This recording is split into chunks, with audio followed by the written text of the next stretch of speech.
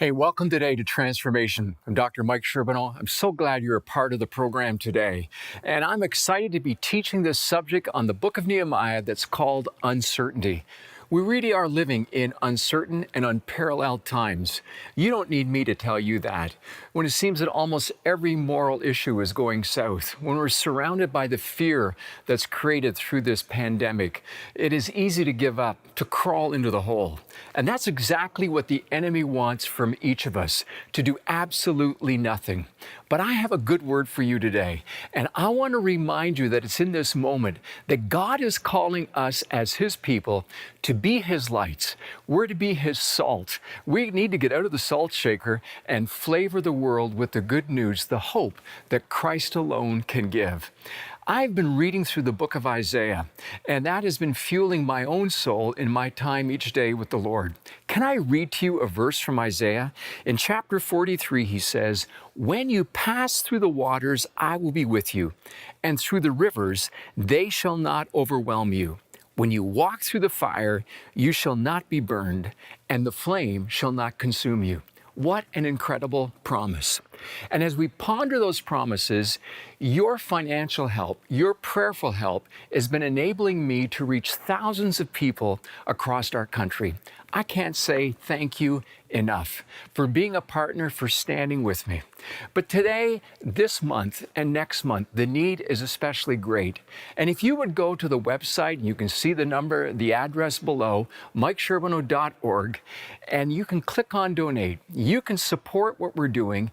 This week would be huge in God's agenda as we seek to reach even more people with the unchanging message of God's love, of His hope. That as even I'm teaching this whole series called Uncertainty, we can live with confidence and the certain hope that the God that we serve is the same yesterday, today, and forever.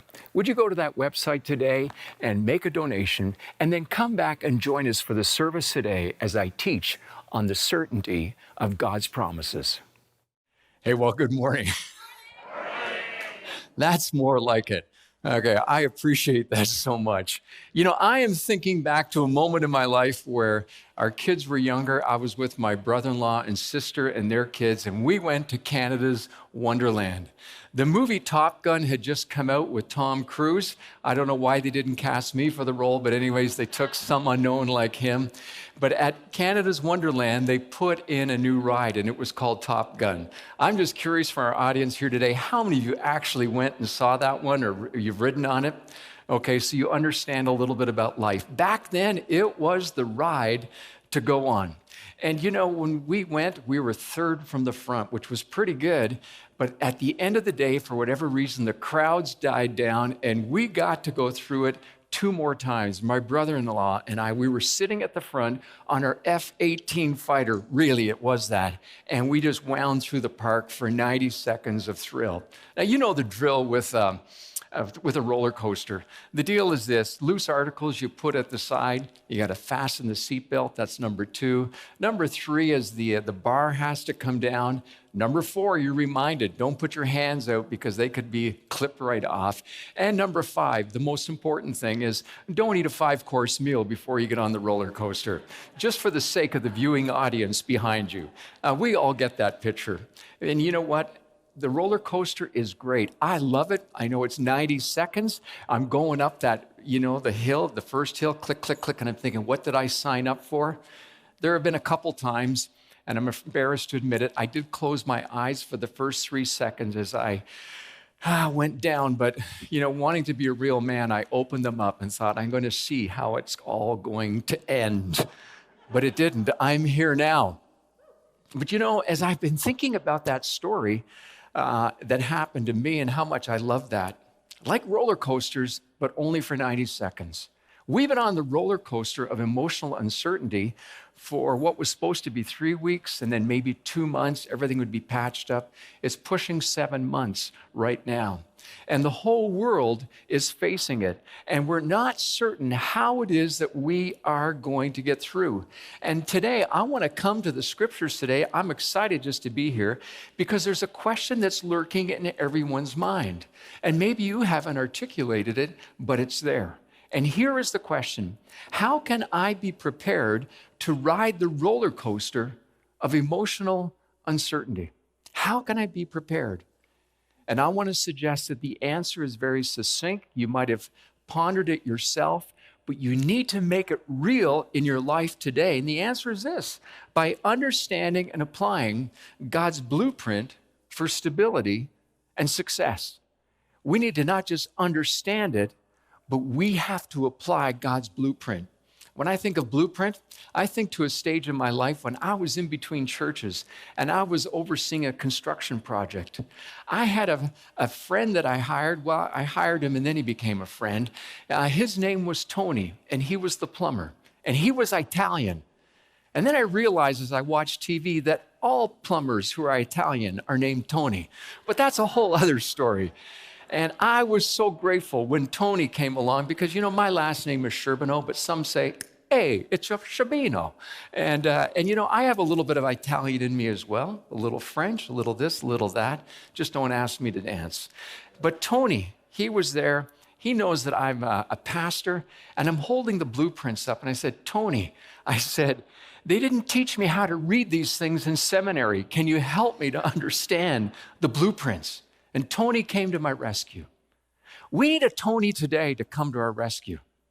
And we have that in the person of Nehemiah.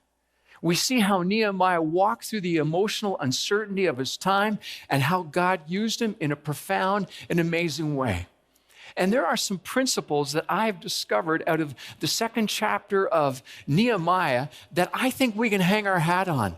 I am convinced they're more than enough to get us through this week and through this period of uncertainty, regardless of how long that it lasts for. And we see the principle coming out from last week's teaching. It's the last verse of chapter 1 of Nehemiah. If you have a Bible, I want to invite you to turn to it. If you have it on your iPhone, open it up. Because in Nehemiah chapter 1, verse 11, Nehemiah says some very interesting things. But first, here is the first principle: pray, ponder, and plan. What am I to be doing right now? What am I to be doing right now as I'm trying to think about next week or maybe a month from now, or whether you buy or sell or your children go back to school? Pray, ponder, and plan. You remember the story of Nehemiah? He was cupbearer. He was born into captivity under the Babylonian captivity where the temple was destroyed in Jerusalem. 13 years prior to reading this first chapter of Nehemiah, Ezra the scribe and Zerubbabel and Haggai have gone back to rebuild the temple. It's been a difficult journey. And the reason it's been so difficult is the walls have been knocked down. And whenever they start to build something, invading armies come in, kind of like, there'd be small groups, they could be big groups, and they would just decimate them. They'd have to start all over again, almost like pirates coming in, and just you don't expect it. And you imagine the emotional pain and the discouragement that people were going through. Does that ring any kind of bell for us today? I think so. And Nehemiah hears the plight of this, and it says that he wept and he mourned and he fasted and he prayed. 4 things: he wept, he mourned, he fasted, and prayed. And this goes on for a period of 4 months. But at the same time, being born into captivity, we don't know how it happened, but he was appointed to be the king's cupbearer.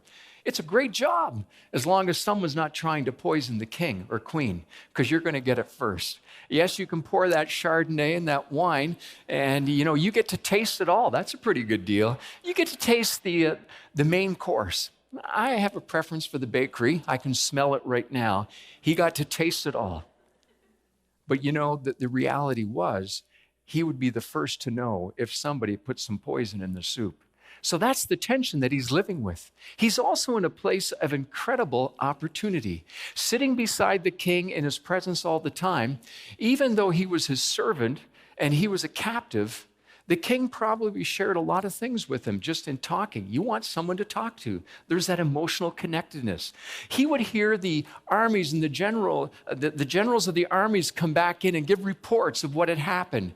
He would hear about building projects, you name it. If people came with a proposition for the king, Nehemiah would hear it. He didn't realize it, but God had him in his school for this particular time in the history of Israel. Never doubt what you're going through right now, that God doesn't have a plan for where you're at today. And so what we see here is that he's going through all these things. He's learning the skills. And we realize that what is weighing him down is the reality of chapter 1, verse 3, where he said, the remnant there in the province who had survived the exile is in great trouble and shame. The wall of Jerusalem is broken down. Its gates are destroyed by fire. It's amazing how shame brings people down. It destroys people.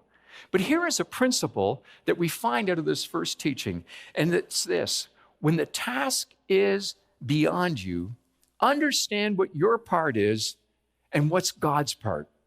When the task is beyond you, understand what your part is and what's God's part. I mean, Nehemiah is the cupbearer. It was so easy to say, I can't do anything. I can't address any of this. And that was true. But he still was being confronted with the issue. And we find that he is continuing to pray. And we come to verse 11 of chapter 1, and it seems that we've moved now through almost 4 months. And through the 4 months, we're going to see in a moment, Nehemiah continues to serve the king. But the king has not been aware of what is going on, the inner turmoil in his life. Nehemiah teaches an awful lot about not just how to thrive in the midst of difficult times, but even how to deal with a boss who is not very compliant. Artaxerxes, the king, had a reputation for being someone who never changed his mind. And you have that ringing in the back of your mind with the situation that you're dealing with, just like Nehemiah did, and you're going to say, it'll never change. It'll never change. That is not the language of the people of faith. Because God is the God who does all sorts of things far beyond our own imagination, beyond what we could ever ask or think. And we're going to see that again in just a moment. What you and I have to choose to do is to say, well, what's my part? And Nehemiah started to plan. He took all the things that he had learned sitting at the hand beside the king and the queen. He started to propose it. In his mind, he was working through the details. You got to laugh at this, don't you? Here's a guy who's a food taster, and now he's planning to rebuild a city. The irony of it all. And maybe that's how you feel about your life today. I'm just doing this, and God is calling me to do that. There is no way. But as God begins to speak to you, and over a period of 4 months, God spoke to Nehemiah. The matter kept coming back and back. He's saying, Lord, he comes to a place of surrender. And he says, I'm going to do my part. I'm going to step out of the boat, and I'm going to trust you to do the rest. Notice how he prays, Lord, let your ear be attentive to the prayer of your servant, to the prayer of your servants who delight to fear your name, and give success to your servant today, and grant him mercy in the sight of this man, because for any reason, the king could just have him executed. Cupbearers were expendable personnel. And he says, I was the cupbearer to the king. I think Nehemiah maybe had learned from the words of Isaiah when Isaiah was dealing with the situation and he didn't know what to do except to say, Lord, here am I, send me. That's the first part. But the second part is this: continue to pray and wait. Continue to pray and wait is the journey that I believe that God is calling us all to go along. And regardless of how you're dealing with specific things in the midst of this pandemic, God calls you not just to pray and ponder and plan, put together your plans, but he calls us to pray and wait. And now we come to chapter 2, verses 1 and 2. And as we're there, it says, in the month of Nisan, in the 20th year of King Artaxerxes, when wine was before him, I took up the wine and gave it to the king. Now I had not been sad in his presence. Let's just pause for a moment. I've mentioned it's a period of 4 months. Where do you get that from? Well, chapter 1, verse 1 gives us a key. When Nehemiah hears about the plight of his people, it's in the month of Chislev. And Chislev is the month, interestingly, where you plant seed. It is like springtime. And now it's the month of Nisan. It's 4 months later. It's the harvest time. And he goes in once again before the king. But for these period of 4 months, he has been praying. And what we looked at last week in verses 4 to 11 is really the prayer that it seems he was echoing over and over again, a prayer of being right before God, and also a prayer where they confess their sins, but he comes and he's holding on to the promises of God that God would restore the people when they repented. And it seems like just ludicrous to imagine how this could happen. I think of Corinthians, it says, the eye has not seen, the ear has not heard, nor can the mind conceive the things that God has prepared for those who love him. And I want to remind you today that God wants you to walk in the strength of that truth, to not let the daunting circumstances that are in your personal world weigh you down, but to find the strength to say, by the grace of God, I will persevere. I'm not going to just survive. I'm going to thrive in this time. It might not be what I signed up for, and certainly none of us signed up for this. Although I must say, for all of you wearing masks, you look pretty good. Although I do see a few nostrils pointing out. So anyways, just cover up, okay? Hey, here's the principle. Waiting, and I think we're going to struggle with this one. At least I hope we do. I've been struggling with it all week, and I'd like some of you to share my misery.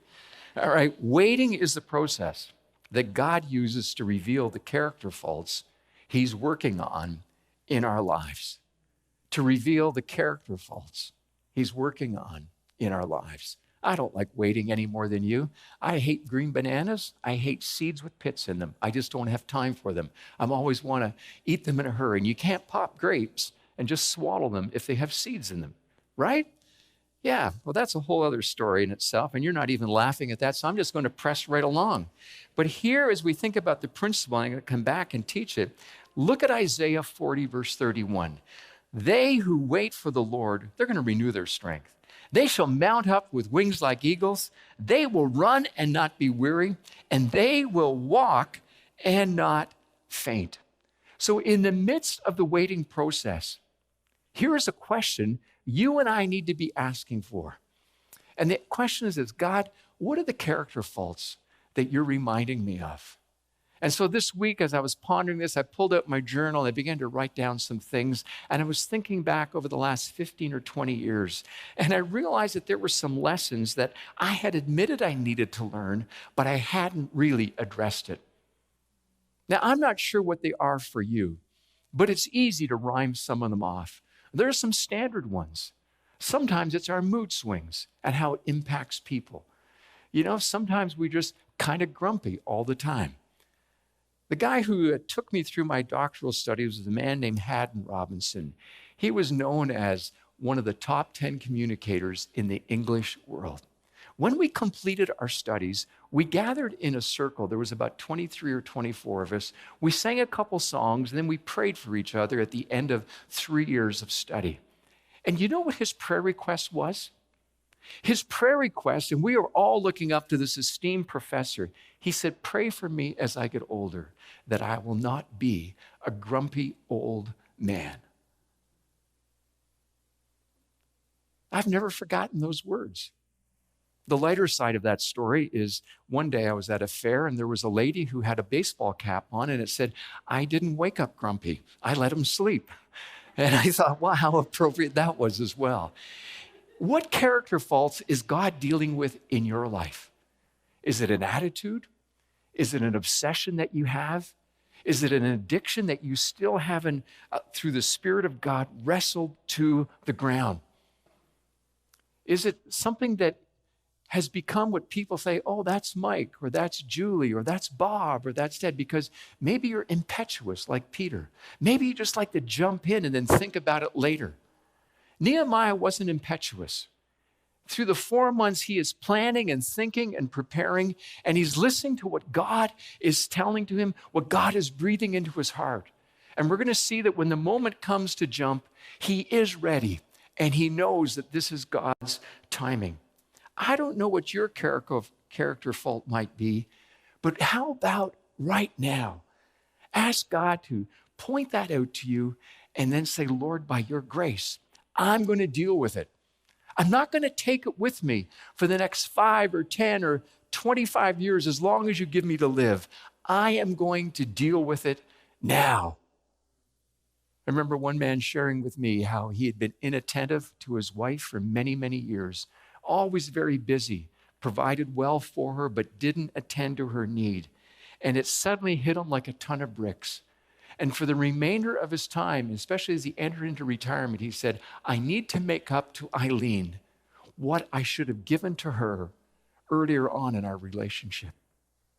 Those are hard things to confess, but how important it is to do that and to make the change so we can experience God's healing. What is God revealing to you right now? We come to a third thing, and as we ponder this roller coaster of uncertainty, what is Nehemiah called to do? Well, we're called to continue and to pray and wait and trust. So now we add something else to the mix, not just pray and wait, but we are called to trust. There is a scripture in the book of Proverbs, and whether Nehemiah was aware of it or not, you and I need to be aware of it, because trusting is hard. Hey, we let it roll off our lips. Trust us, trust me. And we're told to trust God, and we can quote the verses and we know it, but trusting is hard, isn't it? It's easy to trust when you know truth. So Nehemiah is dealing with a man who's got a stern history. He had some character faults, no doubt. And one of the things is that he never changed. He never wavered. Historians reveal that about Artaxerxes. Nehemiah is probably thinking, God, I know I've got to trust you. You've put this burden on my heart, but Artaxerxes is never going to help. He's never going to change. He's never going to be generous, but he's called to trust. And you and I are called to trust. Look what Proverbs 21, verse 1 says. The king's heart is a stream of water in the hand of the Lord. He turns it wherever he will. He turns it wherever he will. What an amazing verse. It says that the king's heart is simply like water in the hands of God, and he turns it wherever he wants. Is it any wonder that Paul says to Timothy, he said, we need to pray for those who are in authority over us. Prayer is so vital. We see prayer coming up over and over in the book of Nehemiah, the periods of intercession where he prays about situations that seem like a rock wall that can never move. But folks, if God is able to bring water out of the rock, he is more than able to change the hearts of someone that you're dealing with that just seems insensitive, someone that will never move. When you come to that impassable situation, remember Nehemiah. Remember what Solomon wrote in the book of Proverbs, that the king's heart is in the hand of the Lord. I think this is a timely word for as we look at what is happening in Canada right now. We see the political genre all around us. We've heard the speech from the throne, and we're wondering, can we trust the Liberal Party? And what about another party if they were to take over? And what is going to really happen? The good news is this: the king's heart, the prime minister's heart, the elected official's heart is in the hand of the Lord. It's a word to our friends in the South as their election is coming along. And we see all these man-made men and women who lift themselves up. They need to read Proverbs. They need to read the story of Artaxerxes and what happened in his life. And we're going to get to it in just a moment. Oh, it's going to be exciting when we get there. That's the best part of the message for right now, at least if you ask me. So if you've been sleeping all along, it's time to wake up because the best is yet to come. Here's the principle. When we're having difficulty trusting, maybe it's over a family situation, maybe it's over your job, whatever. Remember this principle. God is working even when we don't recognize it. God is working even when we don't recognize it. How do we trust? We're told to commit our way to the Lord, to trust in him, and he will act. Psalm 37 verse 5 is just something that you should commit to memory. And the idea of committing is the act of trusting when I roll the burden. That's what commit means, to unload the burden. And maybe today, in a way, you need to take off your heavy garments, take off that backpack that is just weighing you down and turn it over to the Lord. How do we do that? How do we live today? What does it mean to be God's people in the midst of a pandemic? Yesterday, my friend Dr. Brian Stiller, who's the global ambassador for the World Evangelical Alliance, he shared with me a little acronym. Let me just give it to you in 30 seconds. It's the word love. We are called to love. You get frustrated over the mass. You get frustrated over why we're being called to do something. You need a higher motivation than a government official telling you what to do. Think of the word love and the acronym. L, obviously we think of the word love, but L stands for live as Christ would. Do you remember that bracelet that used to be so popular? You know, what would Jesus do? I was going to get one made up. What would my wife do? Because then I would live longer and prosper. Well, you know how it goes. Anyways, we ponder and say, what would Jesus do? We are called today to live as Christ would. We're to love our neighbor. Why do I wear a mask? Primarily, it's because God loves me, and I'm called to love my neighbor. I'm going to protect them. I'm going to do my part. He talked about the O in love, and he said we need to observe others and their need. That's what happened to Nehemiah. That's what changed his life, was when he began to observe what was happening and saying, somehow, God, I've got to respond. What's the V stand for in love? It means to visit those that are in prison. And there are so many prisoners today, literally inside of correctional facilities. What an important ministry that is. God calls us to visit those that are oppressed, those that are in prison. But think of the people that are in prison through COVID, maybe trapped in their home. We are called to make a difference. That's part of being obedience. And I think that the E in love, and I just want to be so brief, is we need to engage in the situation around us. And don't sit idly by. Don't just say, for the next year and a half, I'm going to hide in my hole. God has not called his church to do that. He's called us to engage, to recognize the giftings that God has given to you and saying, how can I use them? How can I use them? And that becomes, I believe, an exciting way to demonstrate God's love, because even when we don't recognize it, God is at work. And now we come to the final part, which is the beautiful summary of the teaching for today. It's when the opportunity is ripe, ask in faith. And you're going to need a Bible right now to track with me or to look to it on your phone. We want to walk through this so quickly. But when the opportunity is ripe, ask in faith. I realize there's a principle that we need to take with us today, and it's this, that God is never in a hurry, but he is always on time. And hold on to that as we go through this week, because we need to ponder, what is it that God is teaching us by his Spirit? What situation is he inviting us to embrace as we walk through this pandemic alone? Isn't this a good word for us for today? Isn't this the word that we need? And I know that as we allow it to marinate into our lives, God will bring about the good that he desires to bring about in your life.